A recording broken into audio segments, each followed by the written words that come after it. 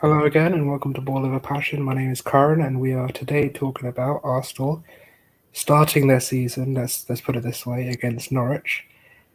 Well, it's been a tough start of the season, and we're actually on 0 points at the moment. But let's hope for some better things. So, usual man in town. So, who wants to get started on this game and some initial thoughts on what's going on?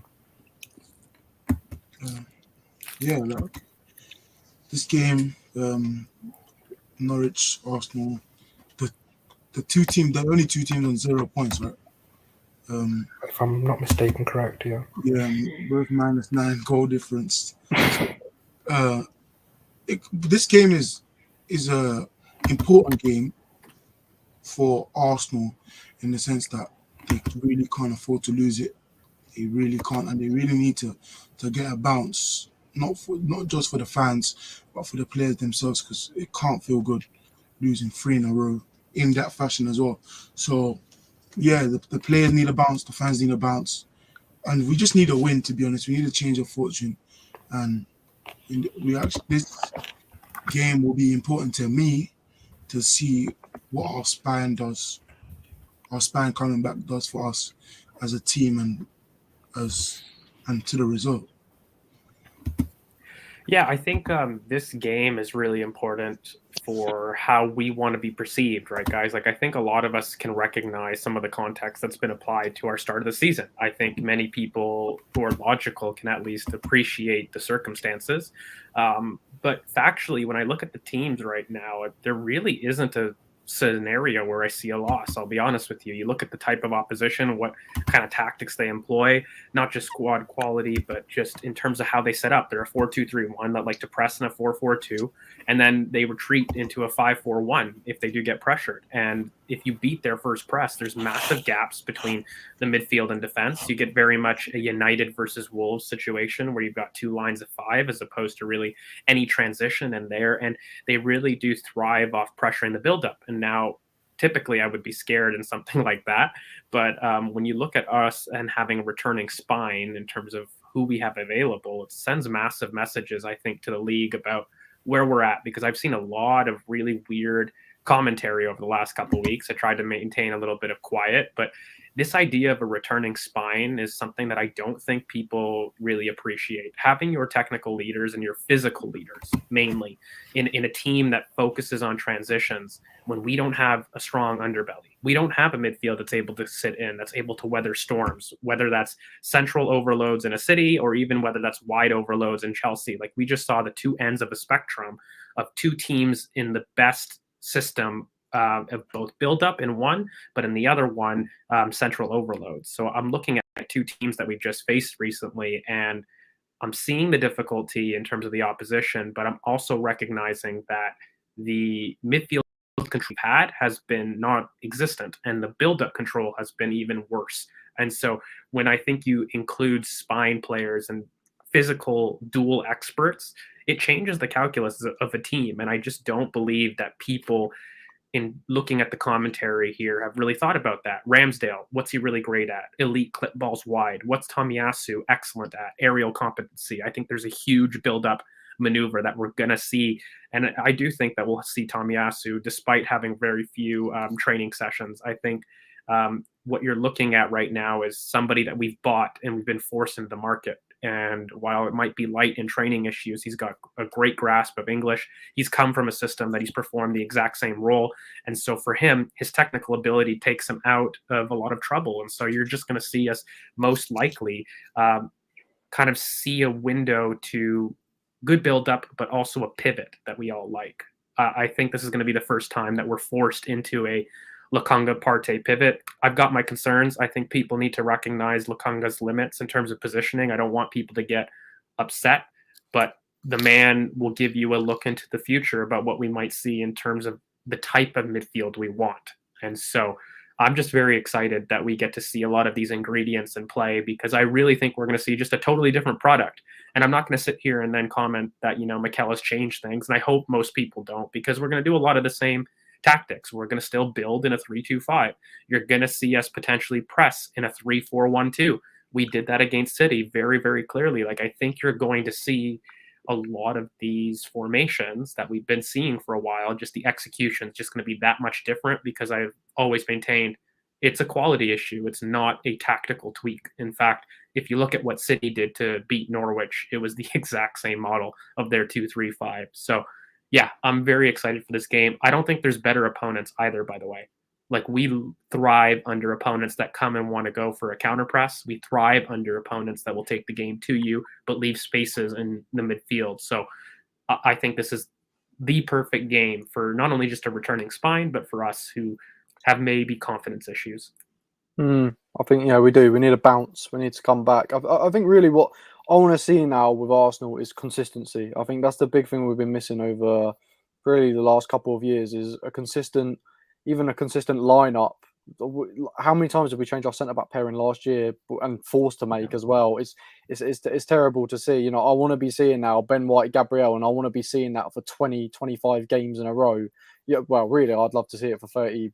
What have we got left? 35 games in a row, because I don't want to see Mario Holding play again for Arsenal. But I think that's the main thing, seeing that consistency. Partey is going to feel like a new player. It's going to feel like a new signing, him coming back and getting into it. So I'm excited to see what we can do. I really hope it's not a close game. I really want us to make a statement game where we come in and we play good football and we go and win 4-0. That's what I want to see. I don't want to be seeing a shaky, a 1-0 or a 2-1 or something like that. I really want us to start actually showing our consistency and showing the league what we can do, because I do believe we can do much better than what we've been achieving over the last 2 years, especially with the quality of players that we have brought in. Okay, they're not maybe what some people want, and they're not going to be world beaters yet, but they definitely improve us and will help us get up the table in our league position. Yeah, look, I'm very excited for the game, just purely because I feel like, we've waited after this international break, and that international break has given us Arsenal fans, at least some time to gain some perspective.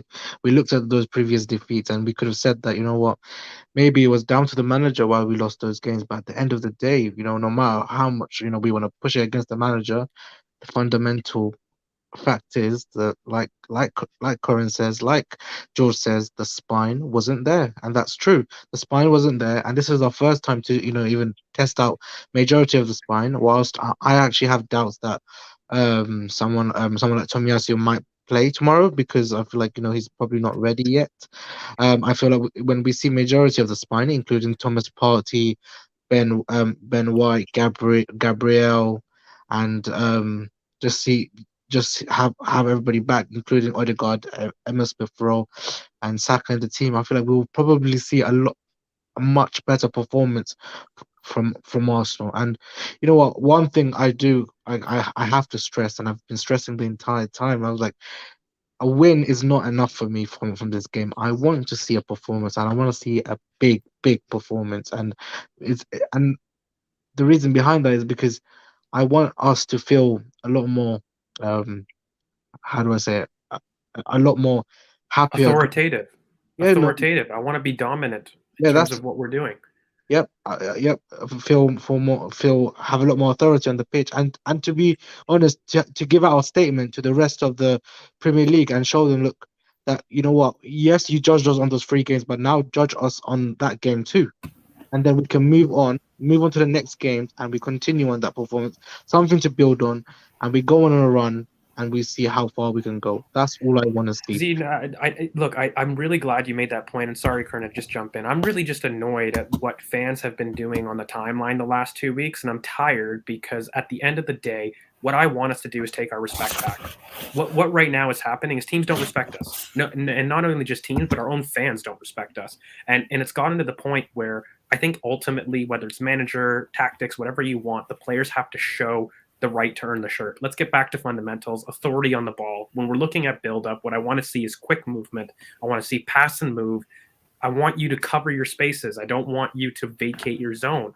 These are just basics of football. When you look at, a Mikel team, I've seen tons of people say the system is horrible for our attacking players. But one thing that I don't think you can genuinely say is that we have leaked through the center. I don't think you can genuinely say through that tenure that, Mikel has lacked central compactness. And you know what? Oddly, that's been our worst downfall this season so far. So to me, I am I put that down to lacking your physical leaders 100%. And that for me is the biggest change that we're going to see. When you look at Gabriel, when you look at Partey, when you look at Saka now in the lineup and actually fit, ready to go, that spine has done really quite well, just factually. When you have those on the pitch, they've done amazingly. In fact, I don't think they've lost, by the way. When we do have those players on the pitch, we have not lost. And I just feel as though that there's been a lot of disingenuous commentary on what this squad's quality and what they're able to do.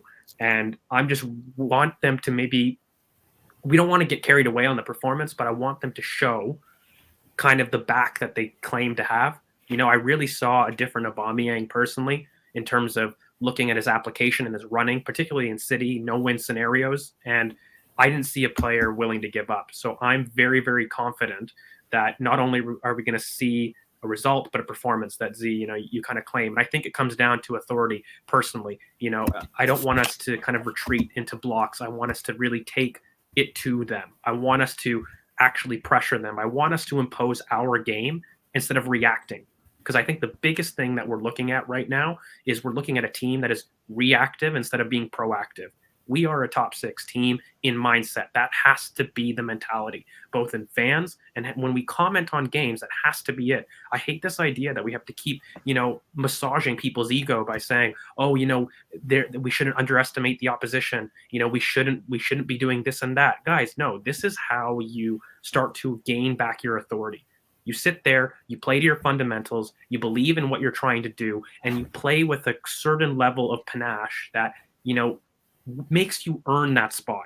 Enough of this, you know, comparing with other people's lawns about what they have in terms of how their transfer window went. I just want to focus on our team going back to basics, ensuring that we're sitting there, making sure our fundamentals are good and build up, making sure we're compact centrally, making sure that we're filling zones, and making sure that we're winning our 1v1 duels. You start doing those things, you start winning football matches. Yeah, so it sounds like bringing Gabriel and White, as well as the new signing Tomiyasu, as well as Thomas, back to the party is going to really help with the game itself. So let's hope that they do have a good impact on what's going on in the game tomorrow. And just talking of Thomas and the rest of them, what do we think our lineups for tomorrow are going to be? Yeah, I mean, I think Ramsdale starts. I think, like, in terms of the comments that you've seen, he's very clearly said that we have 2 different types of goalkeepers, right? So if I'm sitting there saying that we're going to look at a build-up in terms of being authoritative on the ball, I'm committing to that philosophy. So that I'm just putting out that kind of, you know, prejudice beforehand. So I think Ramsdale easily starts. I think we go Kieran on the left, very simple. Gabriel returns. White, we're going to see that first choice partnership. We're going to see how that high line works.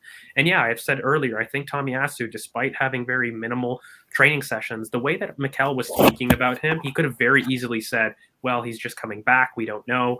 But really, he said his work permit should be fine and we're training him. So, you know, he's fit and he is available. So I actually do see him starting. And I think in the pivot, it looked like Lokonga trained, so I wasn't sure if the knock was really serious. So, but I do expect to see a Lokonga Partey partnership deep. And then it looked like Emil kind of trained as well. So I would say I would put Emil through the center, Odegaard, Saka, and Aubameyang. That would be my lineup. But where are you putting? What you said, Emil through the center. So where are you putting Odegaard? No, Emil on the left, and then Odegaard no. through the center. Okay, through the center. Okay, yeah. No, I think I agree with most of that team. I don't know. I feel like Mikel, he does like to play it safe with experience, and obviously having Xhaka out, and I think El Neni's out, he's obviously gonna have to do the Lokonga party pivot. There's nothing else he can really do. But I don't think Tomiyasu comes in yet. I think, you know, we normally a lot of the time take a while to embed our players into the team, into the system, and we're already making so many changes with like White, Gabriel coming in for like Mari and Holding. So I don't think he'll do that. I think it will rather be a Chambers or Cedric playing on the right back, and then I don't know if Leno might start as well instead of Ramsdale. But apart from that, I think the Man City performance was too much, mate. Like, he was livid about it. He's been, in my opinion, you have to critique the manager if he doesn't do this. I'm sorry. At the end of the day, the Tomiyasu one I could potentially understand. Okay, you know, it is a little bit early for me. I would do it. I'm a profile over experience kind of guy. If you're leaning into this philosophy, play the players that are comfortable there. Don't play players that inhibit your ability to compete. But put that aside. you have to start Ramsdale. You have to start picking a team that is in your image because you have the players to do so. He's been fit. He's been training with the team. There is no excuse for a Ramsdale, for example. There is no excuse to go Lukonga Partey. You kind of have to do that. But at the end of the day, I just want to see this type of transition team because I feel as though this pivot, while not perfect, it's going to lend a window to what I've been preaching about the kind of player that I like. I think it's very instrumental where what we clearly have done is fix the defense in these transfer windows, but what we haven't done is address the midfield. And you get a small glimpse with Lukonga Partey, despite it being deficient in some areas, you really get a movement beyond Granite.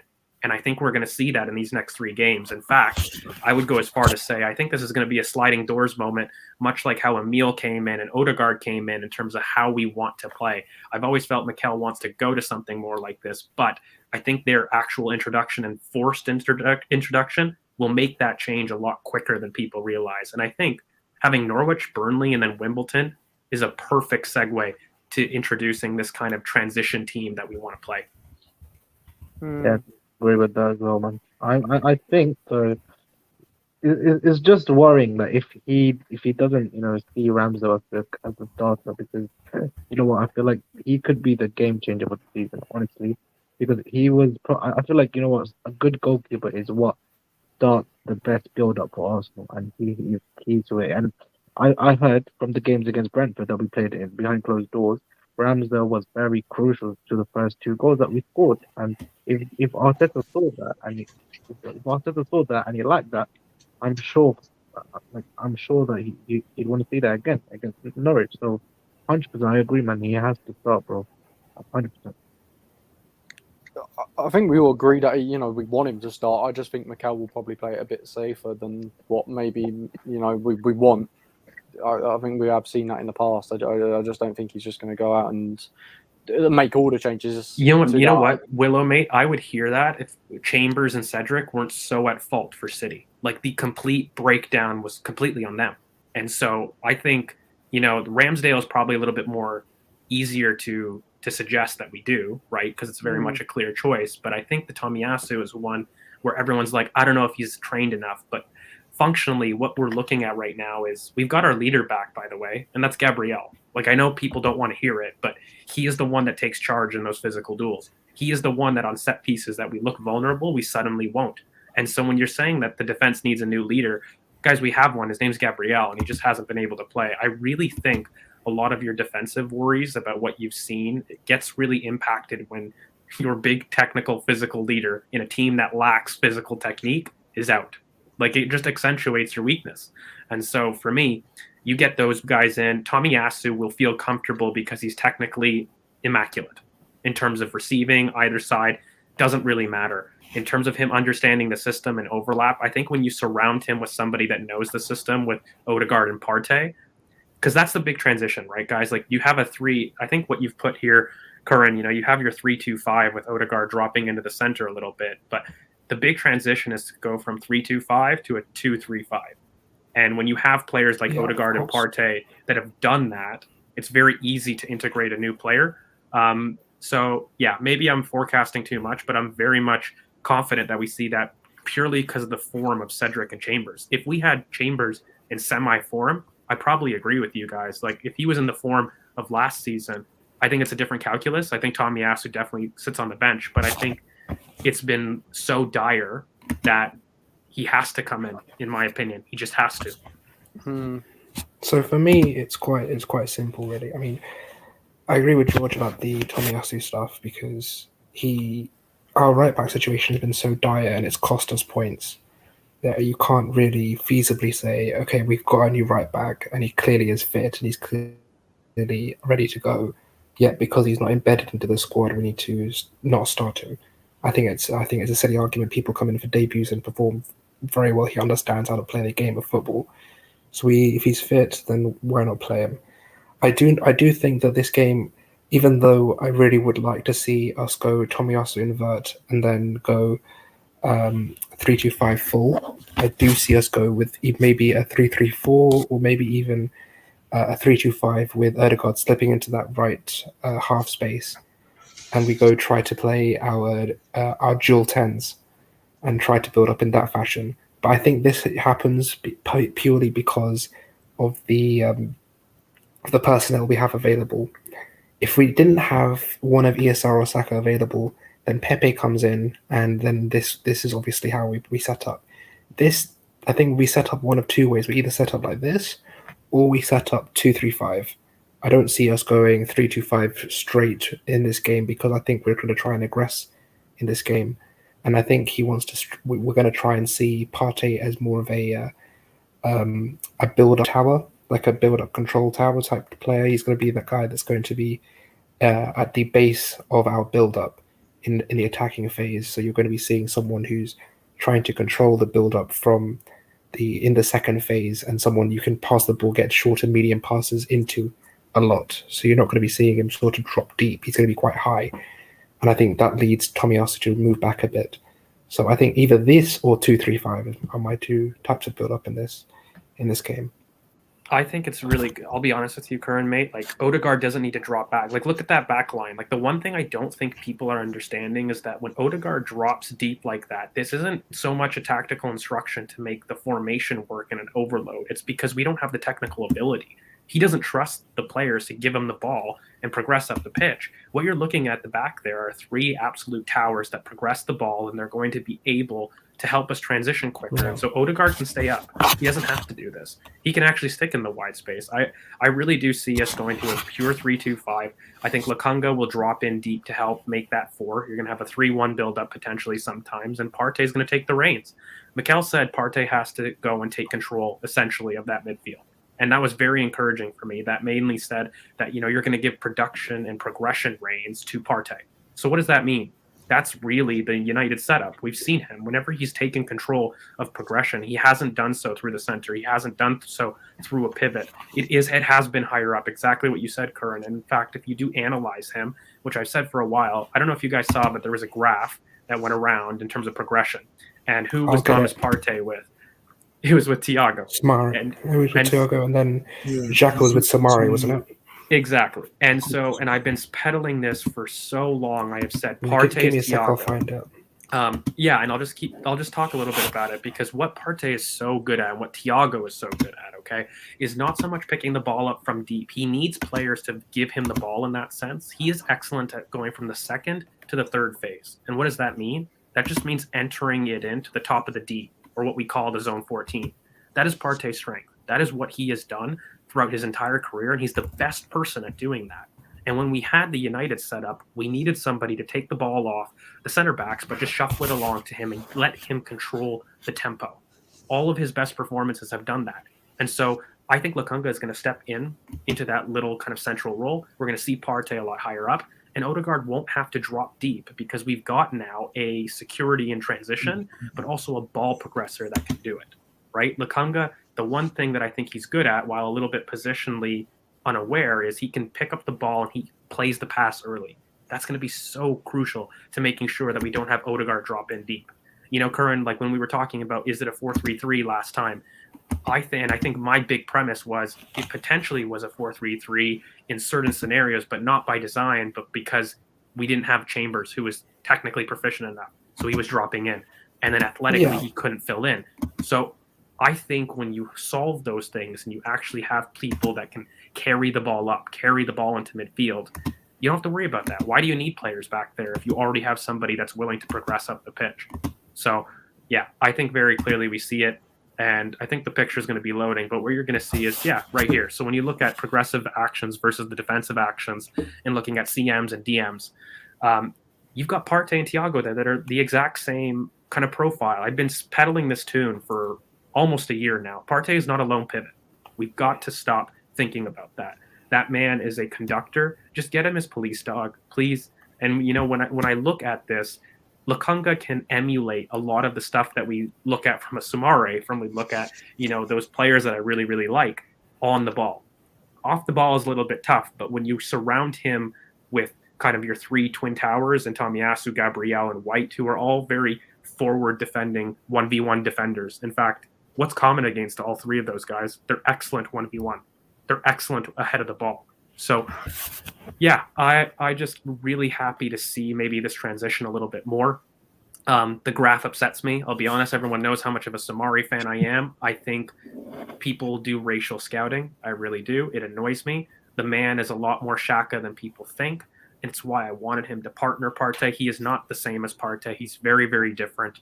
And I think that's what we want to move towards. And I think Lukunga will give us a little bit of that treat and kind of a window to the future.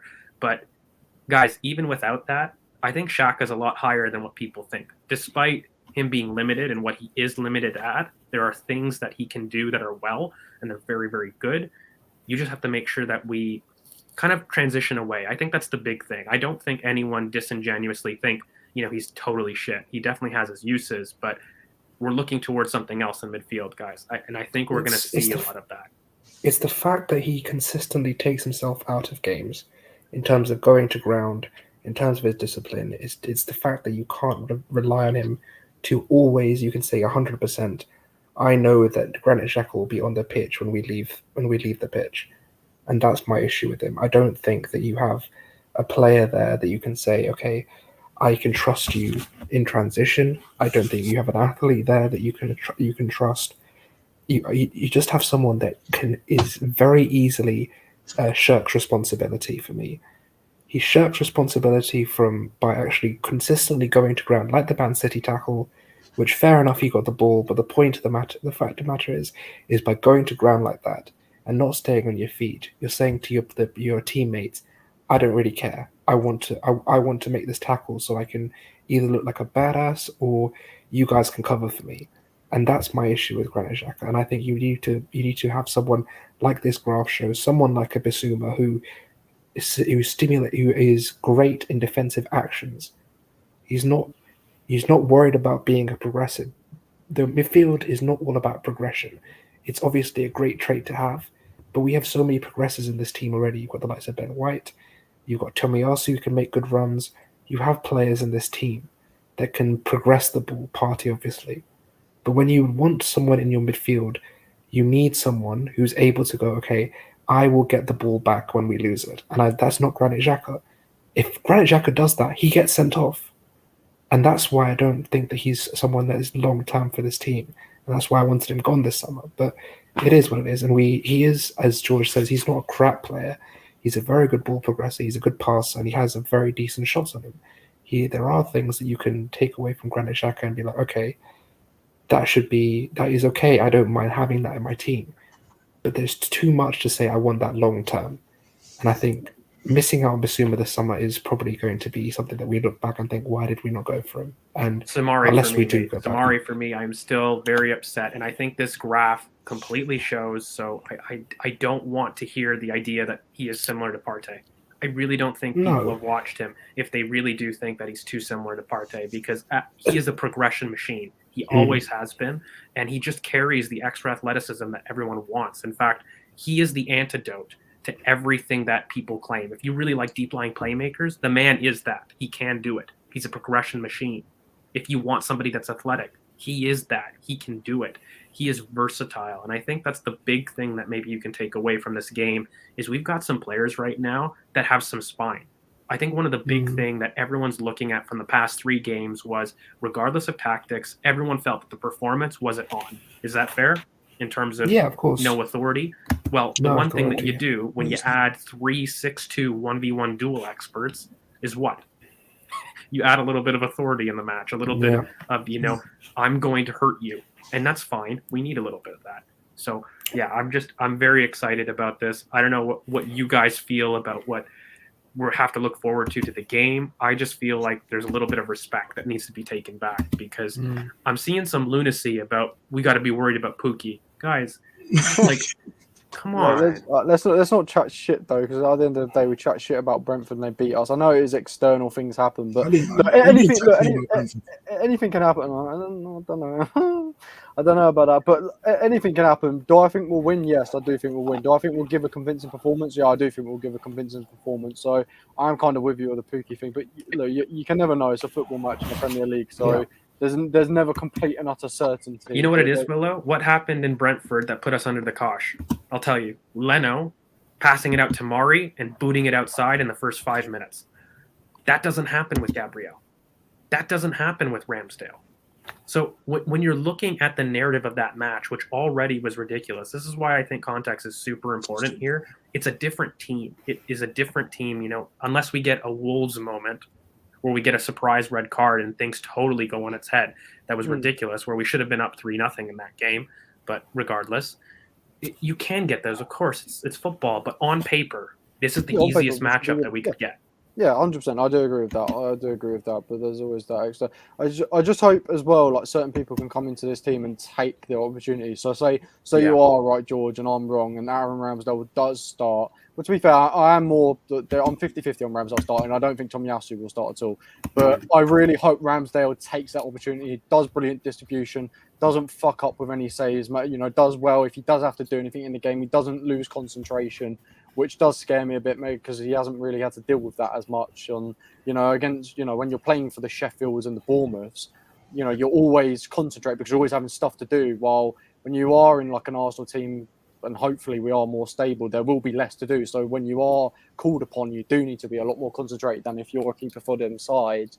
But also as well, Lokonga, I really want Lokonga to take his opportunity with Partey and really hope that they cement a partnership. I know you guys touched on Xhaka, but I really just don't want to see him that much anymore. I'm with you, George, on, people call him complete and utter shit. I don't think he's complete and utter shit. I do think he's got good qualities, but we've had 5 years of him, and Xhaka's kind of, it says it on the tin. You know what he's going to do, and you know what he can't do, and a lot of what we need to do, covering ground, being able to pass out from the back, he can picking it up. He's slow to turn, he's sluggish, he's as well as he doesn't tackle and win the ball, especially when he is, because he does get told to press sometimes. You do see him go up the pitch and press sometimes. He doesn't tackle and win the ball, and then we've got a counter attack. He fouls the player, and then it relieves the pressure, and he does that constantly. And I want someone like Lokonga to be able to actually go and press the player, instead actually go and win the ball, and then we counter attack and score more goals. And Xhaka just kills that every time we try and do anything like it.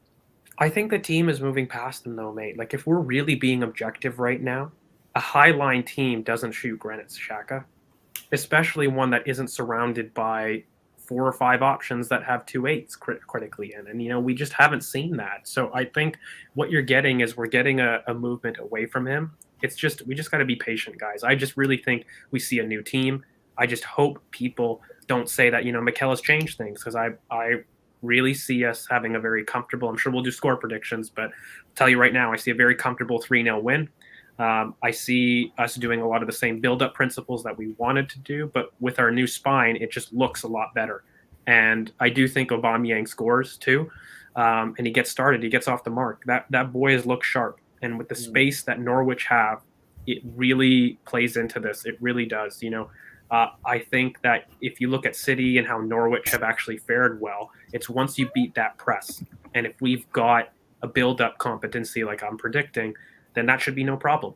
We've got people that are wanting to carry it up. So I see a very confident 3-0 win. You're gonna get clipped like Jess with the Norwich talk. That's fine. That's fine. I just think people are being disingenuous right now. I'm not even doing it based off of confidence. I'm talking about how you say it. Norwich. No, not yet. Not the actual game. I'm talking about. Oh my god. That's what I'm talking about with the clips with the Norwich. Speaking of predictions, I think we need to everyone needs to put those in. So we'll go from Z, CK, Willow, and I'll give mine last. So can we get our predictions in, guys? Z doesn't give predictions, does he? I think I'm going to give it because really? He's feeling a little confident. Wow. I think we'll win 3-0. 3-0. Yeah.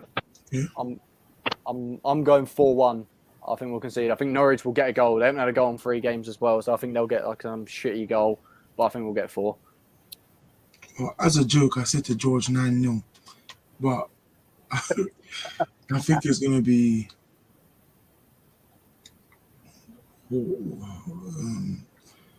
It's not like me, but 1-0. 1-0. Yeah, that's not my type of prediction, but I just score 1-0. Rana here seems to have read my mind, because I am going for 2-0 Arsenal. I think we will get 2-0. I think we'll be able to guard the Emirates pretty well. I don't think we're going to concede tomorrow. I really do think it's going to be an okay game. So can I change, man? Of course you can. Oh, he's always wanted to change his prediction. Yeah. Man, you got to lock him in, bro. 4-0, 4-0. 4-0. Well, you got him, yeah, because you're doing this prediction thing. That's a big difference to 1-0. That's like the 3-0 City. You went 3-0 City, and then you went, no, actually, no, 3-1 Arsenal. No, it's a, I don't know. I just feel like we're gonna win and not give a lot of space, depending, because Saka looks to have his shooting boots on now, scoring for England. So Saka looks confident.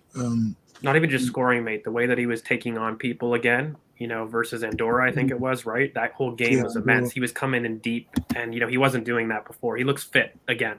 He does. He does. So that's huge. It's huge. Look, guys, I don't know. I don't think this is overconfidence. Again, I look at what Norwich are really great at. They're a 4-2-3-1 team that press into a 4-4-2 and leave a gap in the center. Who does that benefit? Thomas Partey, Bukayo Saka. That whole side, I think, is going to rip it apart. Oddly, as much as I don't like the man, I think Odegaard's going to have a great game. He's going to have the space to operate. I don't think they do well in midfield, Norwich. I think I did it again. But, they don't do well giving space in the midfield. So I think that center zone is going to be pretty big. We're going to see another Wolves United situation. You guys remember when Pogba picks it up kind of on the halfway point and they've got like 5 players up top? I'm telling you right now, I can see it. Norwich are going to do that, and we're going to exploit it. I really see that. But, a 3-0, and I hope that goes to fruition. I just won't go the other side and say we've turned a corner. I just think welcome back to the spine, and, this is what we've been kind of hoping for. I think the thing I'm most annoyed about now, though, is like because you had COVID, you had like all the games streamed on telly, and it was all like it was all split apart. Like the 3 o'clock kickoffs are back, so I'm having to find streams online, and it's gonna be lagging. So I just wanted to get with the times, man. Like, why can't we just stream every game? Like, there's one game on Sunday. Like, who does the scheduling? Like, they've put like 6 3 o'clock kickoffs. Man City v Leicester is a 3 o'clock kickoff. That is criminal. That has been done. I don't know who does the scheduling, but they need to sack them because you're missing out. Yeah, that's what you get IPTV. But yeah, like, what do you actually think of Norwich? Because they haven't played like a relegate. Well, they never played like a team that's going to get relegated. They come up with confidence and never really adapt to the Prem and generally go straight back down. But what do you guys honestly think of Norwich? I think they're poor. I think they are doing the exact same mistake that they did when they had come up, 2 years ago. I think what you're looking at is a team that, okay, fair enough, you want to commit to a philosophy, that's excellent, but you need to have transition control, and they just don't have it. That's the thing for me. They look nice, they're pressing again, but I can guarantee you after another couple losses of 3-4-0, that confidence is going to go away, and they're going to retreat back into their 5-4-1. They're going to change. They did this when they came up, Chris.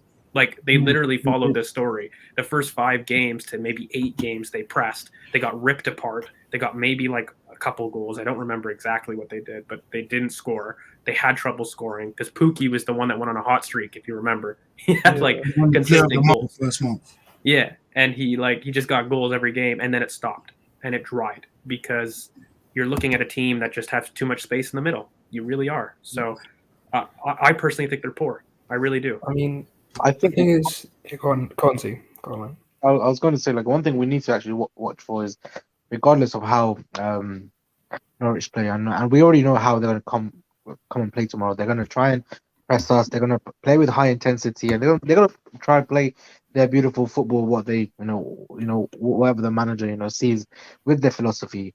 But one thing that I feel like obviously we need to watch out for is that Chelsea man, Billy Gilmore. I feel like we should not let him touch the ball at all because I feel like he is one player that he's able to dictate away his team plays, and we shouldn't let Thomas Partey or Lokonga let him get on the ball, because I feel like that's where we'll end up losing transitional control, and the game will go. We won't be as authoritative on the pitch as much as I want us to be. So I think that's something that we need to be a lot wary of. To be fair.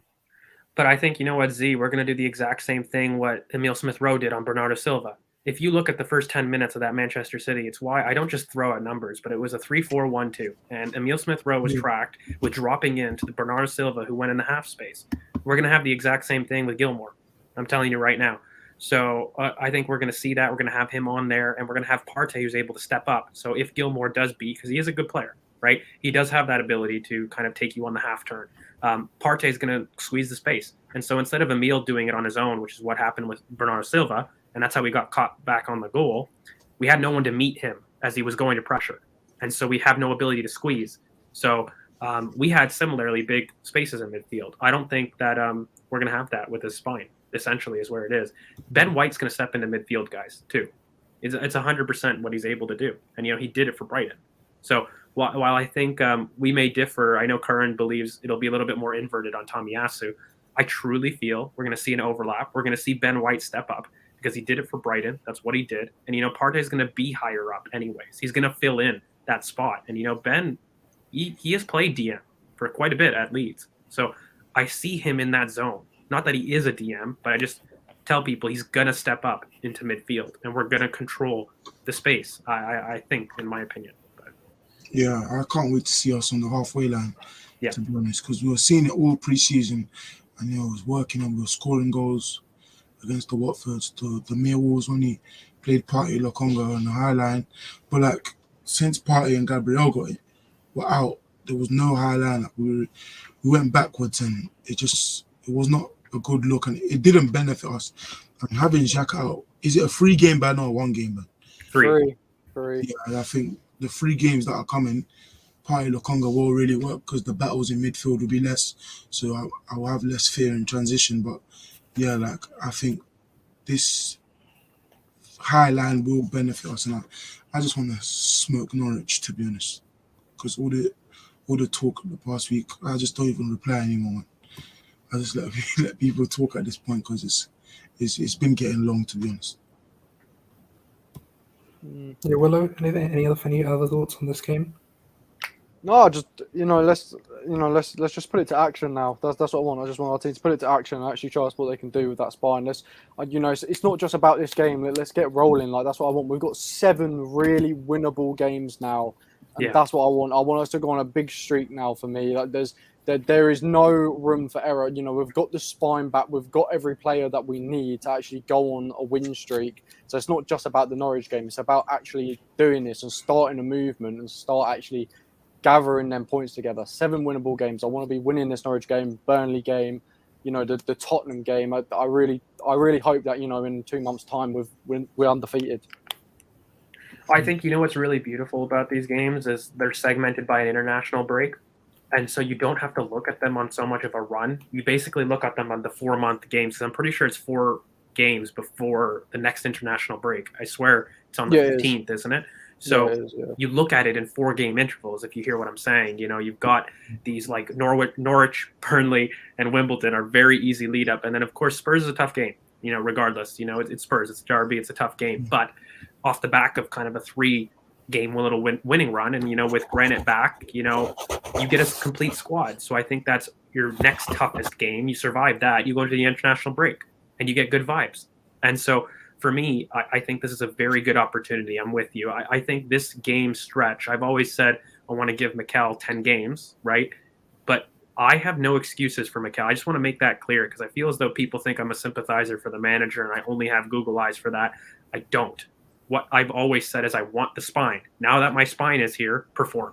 It's what we've said too, I think, in this video. There's a lot of context that we try to apply, but at the end of the day, as Nike says, just do it. Oh dear. Sound like Curran. Sounds like I would say, yeah. On the actual I do. Guess what, guys? Say it with your chest. I do think we'll finish ahead of Ronaldo. Oh my god, they bought Ronaldo. I really don't care. I do think that this United squad is very easily undone because they have no central control in midfield, and they can get undone very, very quickly. This team is built. That Tilper's team is built around individual quality. It's not built around team. It's not built around an actual squad. It's not built around a system. You're playing one of the best left wingers at right winger. You're playing what? You're playing what? Ronaldo, bro. If you think Ronaldo in transition ball is gonna work, you're living in 2009, fam. I don't know what you're trying to think. You're just living pre Because 2014, pre the new. I'm telling you, fam, this is mental. The amount of running that man is gonna have to do in Ollie ball, it's just But not like, gonna be pretty. It's not Yeah. gonna be pretty. And I think that United are just incredibly overrated. I think So on United, Chelsea, all because every time we go live, a lot of you ask questions about. We're gonna do our redone predictions soon. I'm not Maybe- changing, by the way. Maybe I don't think any of our I'm teams not are laughing. changing. I'm not I am. changing, and I'll explain I'm why. not changing as well. maybe next I'm week. not changing I either. think the week after, but like with quick, none of us really. Well, I'll speak for myself at this point. I don't think Ronaldo. I think all of United's signings will actually disappoint. To the Except for to how- Sancho. That's a cracking no, bloody I signing. think he will disappoint the first year if he plays right wing.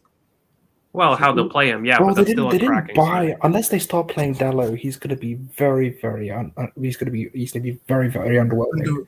like just quickly, like the Ronaldo signing, obviously it's going to be hard to watch them because they're playing the same time as us. So I'm going to rewatch it, and I'm going to rewatch the City game as well. But like, Yeah. with all the United stuff, like I think it's annoying that Pogba gets 5 assists as a neutral watching. Pogba gets 5 assists in the first 2 games, and then gets moved to the pivot. Like, and I knew it was going to happen. I knew We predicted it, Chris. When he was linked, we predicted it. Yeah, when all these guys come back, and now adding Ronaldo, Pogba is best on the left in this system, and he's going to be playing in the pivot to the detriment of United, but to a positive. I honestly think if you put Pogba in a pivot with someone like I don't know, someone who actually can defend He properly, doesn't exist at their club. someone that doesn't exist at their club. If you put him next to a Bissouma, someone like that, you actually gave him a defensive midfielder or a Declan Rice or someone of that ilk, then it works. But they're just gonna literally it's vibes. It's 5-0-5 and vibes. Yeah, but I don't really so care. long now. The thing is, I said that last season and even the season before, and they still shit out their way through it each year. No, you know what the difference is, Willow? I'll tell you guys, like, tactically what the difference is right now is Ole, for as much shit as I give him about coaching and tactics, has always put out a balanced lineup. Has always done that. That is one thing that, Mikel can learn from. He's always put out a balanced lineup. Ronaldo immediately unbalances that lineup, factually, because he has to play. And so the only way that you're going to play him is as a free left wing or at the striker position. Immediately, you've now taken out your 2 best players in Sancho and Rashford, in my opinion, in terms of how they function. Now, Bruno's always going to be kind of in that spot, but because of Ronaldo's movement, he's going to be forced to drop deep a little bit. I'm telling you, Ronaldo can't run like he used to. He's got 10 yards. That's his radius right now. So he's got elite movement. This guy is one of the best players to ever play the game. He's not shit. But I'm telling you right now, I don't see him scoring more than 10 non-penalty league goals. I really don't. And the issue is because he just athletically, for me, is not there. He's always going to have elite ball striking. He's representative of everything that United are right now. Elite ball striking, efficiency in the final third, but will have severe limitations. And I just think they've really imbalanced that front line. They've done it factually now. So I'm really interested to see how does Ole complement that. Because I swear, if he does Sancho on the right, he needs to that's a start playing mistake. Dallo. But he did. Unless but you he- play Dallo. If he but- plays Dallo with Sancho, then maybe I can see it getting because Sancho with an attacking fullback on the right side has worked in the past. He can't Ala afford, Hakimi. but Karen, he can't afford to attack the fullbacks both.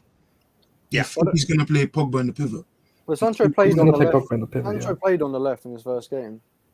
That's the thing. Like, it's not like Ollie's going to put him on the right. He has going to put him on the left. First game, he played him on the left. Yeah, but Against Wolves. when Without the first Ronaldo, game, though, and without Rashford. yeah, Rashford and Ronaldo weren't here at all. That's the issue. Now they're back. Those are the only spots that really they command, the both of them. And Cavani, they've also gotten massive wages at striker Bruno too. has to play in the wings as well. Yeah, so I don't know. Look, if he does, he could surprise us all, right? If Sancho maintains on the left, then I give Ole a ton of credit, but I don't see it. And I actually, what I saw against Wolves shows me he's scared. Put Pogba in a pivot, and they had zero control. That's not something I would have done. You know, I can't see it happening either, honestly, because when I was watching him against Wolves, I saw that Ole you was see the trying. space.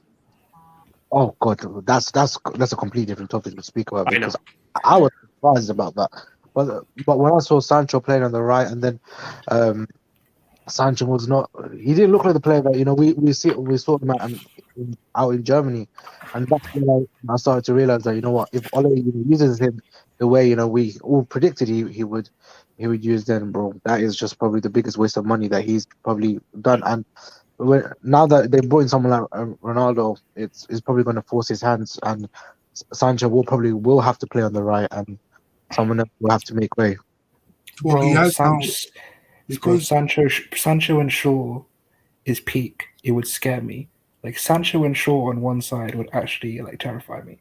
Like I'd be scared of that shit. Like but he would that would be horrible. And that's the key, right, Curran? So like a lot of these things, like it would scare me if they played them correctly, but they just don't. Yeah, And they just don't. do it consistently. And so when people are telling me, like, are you going to go back on your prediction, guys? No offense, the Ronaldo signing actually confirms that they're going to finish worse than what I thought.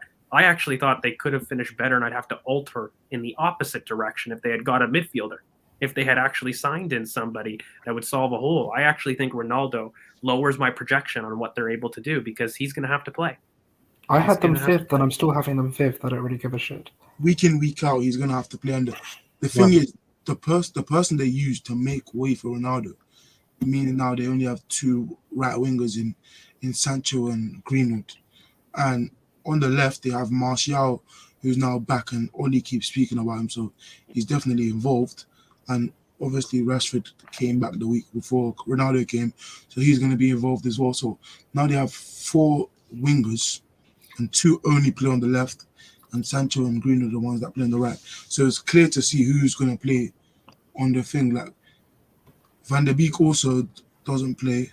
Like, and I honestly feel sorry for him because he was looking a special player in 2018-19, was it? He is a special player. I period. wanted him. Yeah, Back he in is. he's But really like good. Oli doesn't play him, and United was never the move for him, but he made it. And United will win games solely because of the ball striking. Like even the Wolves game, they got Wolves were definitely the better team. One moment, They and got done in that Wolves game. Yeah, yes, 100%. one moment changes the game, and they have now they got a lot of the decisive players in the final third, and that's one thing that has kept them third and second, because on XG, even though people don't like it, XG, they really rarely get high XG, but Because they don't have a build-up structure, Chris. Yeah. They don't have a build-up structure that's Or reliant attacking on them patterns. progressing. Yeah, what they have is, but credit again, they've got individuals that will complete the final action. At the end of the day, that gets you out of trouble. It's what Tottenham has made a career on in the last decade, about having any kind of relevance at all. And I really get tired of people praising a period in which no silverware was done. But that's another point. Anyway, I'm just on a bio right now because I'm tired of the crap that I've seen on the timeline. So I don't know. In terms of, I think there's one question in the chat box about who gets the most or least Premier League minutes with Lingard, Van de Beek, Ainsley, and Laka. I think personally for me, Van de Beek gets the least minutes. That poor man is going to be on the bench constantly. Van der Beek is in a cage. He's not even on the bench. He's in a cage. They've locked him up. Their best, he's probably their apart from he's their best midfielder. He is. You know who's going to have a good season, guys? Lacazette. Clip this. The man's going to play for a contract, and I hate it because he's going to the revisionism on him is going to be rife. But I can just see it right now. Lacazette's going to have a very strong season. So who misses out though? Sorry, who misses out though? Because you're saying Lacazette in, that means Alba's obviously going to be our number one. it's like even as I mean in terms of goals. Yeah, I think our youngsters don't play. But I think Lacazette has a strong individual season. I don't think he starts a ton of games, but he's going to get goals. He's going to come on the bench. We're going to use him to change up sometimes. It's very annoying because him staying, even today you see Amari coming out about Lacazette is like when I train with him, it's like we're already mates. All the young players love him, so you can't even upset him or like try shift him out because you will cause a problem in the change room. And right now, Mikel doesn't have the option to make a drastic change like that because him trying to move Lacazette forcefully will cause him problems. So He's got Like less I than a have, year left. but He's got a year left in his contract though, doesn't he? So he doesn't need to be Yeah. shifted out. We don't need to drastically get him sold. You just got to let him run down. I'd even say sold. Like if he's in the squad week in week out, and you do what you did to Ozone, just not play him at all. That was completely different though, isn't it? That was external reasons to the Still, thing. players don't. It get, was. I players just don't think happy. I do think that he has a good season though. As much as I give the guy grief, I think he has a really good season. You can even tell, like he's sharp, guys. Like when you look at preseason, like I've got to be objective here. When he's come into the Premier League as well, like he's looked sharp, you know. And you know what really frustrates That West me Brom goal was a thunderbolt as well. So yeah, but you know what, Kern? But you know what it is for me. He's got the pop shot back. The one thing that Lacazette had, okay, that made him any kind of relevant, in my opinion, was in the box. No, seriously, like in the box, he can turn and shoot. He had that. Okay, he wasn't doing that for 2 years. George, you went from pot shot to pot belly. Yeah, well, like in 2018, he was doing that. He was doing that for fun, even against that Valencia. Yeah, Napoli, like he was just digging out shots. And look, guys, like he's an efficient striker. I'm not going to sit here and say like he's total crap, but like the fundamental truth is like you have to really support that guy in a system that really is conducive to him. So I just hope that, you know, while we're going to get a good season out of him, we can't make the same mistake about re-signing him. We have to recognize it's time to move on. I can see this, you know, happening. So. Yeah, it's just the last dance for Bundaball. Let's put it that way. Yeah, we're just gonna have to try and see if we can get anything out of him this season. Because we run through maybe some of the bigger fixtures of the weekend. I know I don't really want to go through all of them, but there are a couple of really good games. Mainly Leicester, Man City, probably the big one that I wanted to touch on. Well, the question I wanted to ask quickly, because we touched on Man U for so long, does anyone actually predict an upset in the Man U Newcastle game? Ronaldo returning, all this stigma around Joe Willock and Saint Maximin will turn up to beat. Is Callum Wilson fit? No. Then no. Then no, you think Man U win it? Chris, I don't know. Newcastle, they've always been a bit of a bogey team for United. All depends on Callum Wilson, guys. I hate to admit it. That guy is what gives Saint Maximin and Willock the space to operate. Pure bias. 2-1 Newcastle. 2-1 Newcastle. I think 1-1. I think they're going to struggle. I don't think it's going to be as easy as people think. I don't think you get a Newcastle. Are they home, guys, or is it at? Yeah, they're home. They're home. They're winning. They're winning. Who's at home? Man U. Oh, is that Old Trafford? Yeah, it's at Old Trafford. Oh yeah, it's going to be like a United win, but okay. I need to be tough, like look tough, not look. No, it'll be very comprehensive. I think they're going to get it. They're going to get a jammy goal from VAR after struggling for 40 minutes, and then it's going to open the floodgates. That happens too much, man. Z, what do you think of the Man U game? What are you predicting? I don't know. I mean, my heart is saying that we'll probably see a United defeat, and purely because I feel like it's written in the stars. You know, the stars is back at United, but you know, there is always something that's going to ruin their time. And in the theatre of dreams, which probably Willock is going to score and ruin their dreams in the theatre. So I think that's what happens. I think United will lose Newcastle. See, I think I'm going to captain Bruno for fantasy this week, so I'm going to go with a 3-1 to Manchester United. Just know he's not touching penalties.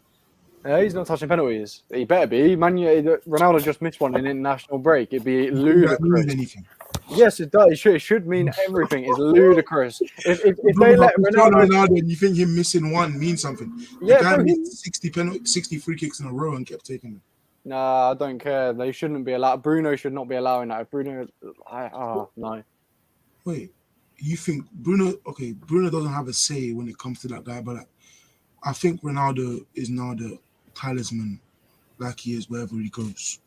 He's the main man, so he's going to be catered to. But yeah,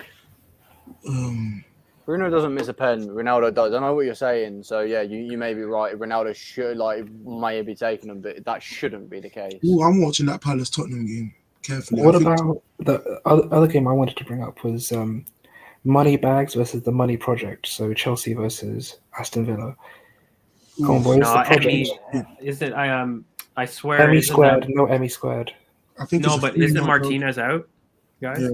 Isn't he, both Martinez and Buendia are out. Yeah. Is he locked up? I think it's a 3-0 Chelsea win. Yeah. I think that's really simple. I don't know. The big interesting game for me, guys, is the Leicester Man City one.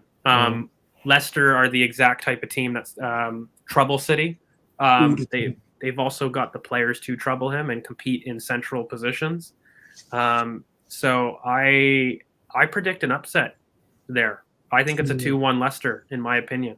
Leicester have been so poor, though. That's the thing. Leicester have been so poor, and they always turn up against City. I know, but have you been looking at their starting 11? Then people putting out. I found it so weird because they've been playing with 2 up front. They did it like I told you they would. By the way, season, they did it last season. We knew it. 4-4-2 had to come in.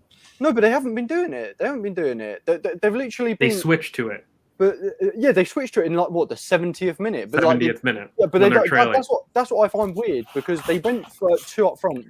Most of the end to last season, they went 2 up front for the Community Shield, and as soon as the Premier League started, they've gone back to 1 up front, and they've been losing games. I find it bizarre that they've been doing that. I think Brendan Rodgers has lost his head. They just want to shoehorn Maddison in the team, and you know what? Maddison has been poor this season, so.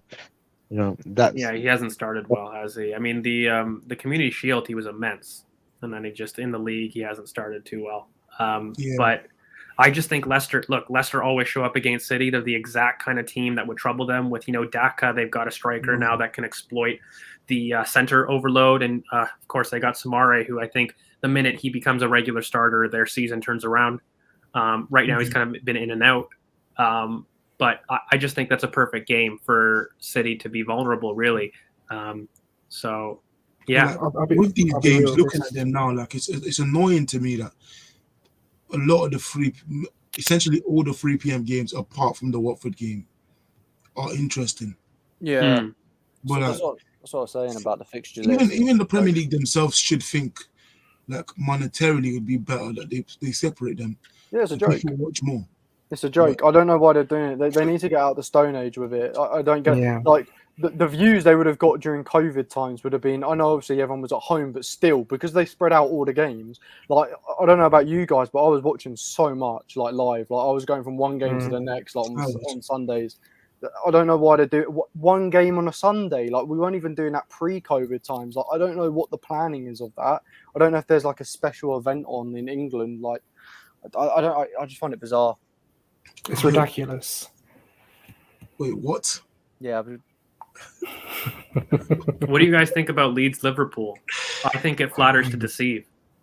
Do you? I absolutely think it's not a firecracker of a game. I think it's 2 teams that in perception are going to want to press, but they'll cancel each other out. I see kind of a draw.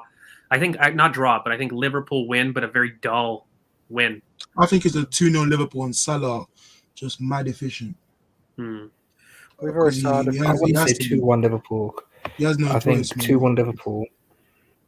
I think it'll be one of. Did Rafinha come back from? Did Rafinha's fine for this game, or is he one of those that got? No, I think he's fine. Done. No, if Rafinha can, if Rafinha plays, I think he bags one. But I think 2-1 Liverpool for me.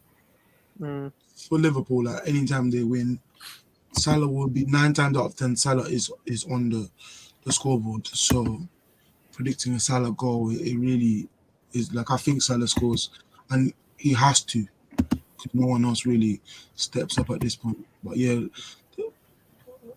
quickly, I just want Vieira to turn up against Tottenham and make my weekend. But yeah. All right. Anyone got any final thoughts on this weekend? Yeah, I want to end on Arsenal, and I just want to end on people's negativity. I really need people to start understanding some differences between context and understanding the differences between being fair, in my opinion. I think you can recognize the faults of both tactically managers, and you can have different perspectives. But the one thing I've seen lately is just this weird moral argument that, a person is going to be hammered by their own fan base for a different opinion in character or whatnot. At the end of the day, guys, if Arsenal succeed, that's all we need.